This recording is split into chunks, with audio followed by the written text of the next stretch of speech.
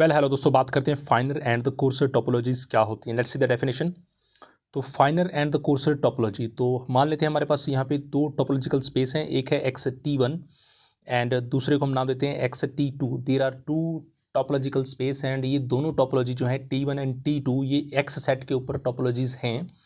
तो दो topological space में यहाँ लेके चल रहा हूँ। तो यहाँ पे हम फाइनर टोपोलॉजी कौन सी होगी और कोर्सर टोपोलॉजी कौन सी होगी उसकी हम बात कर रहे हैं। तो बड़ी सिंपल सी बात है, देखिए।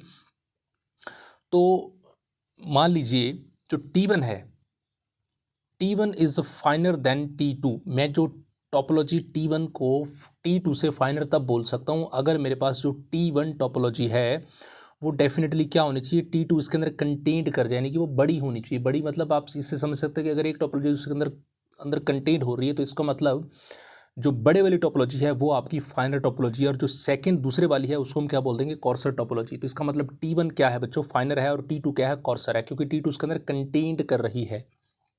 ठीक है, इसको आप विद द हेल्प ऑफ एक एग्जांपल से भी आप समझ सकते हैं।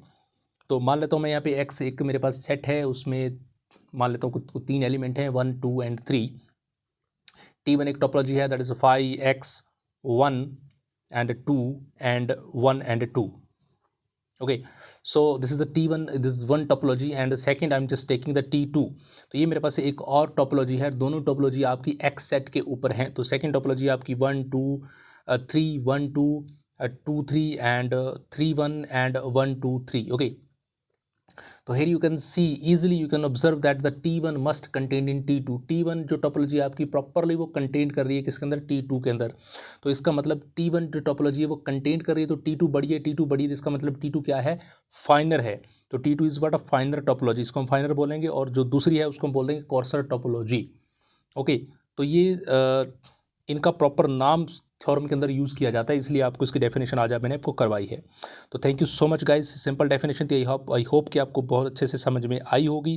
Thank you so much.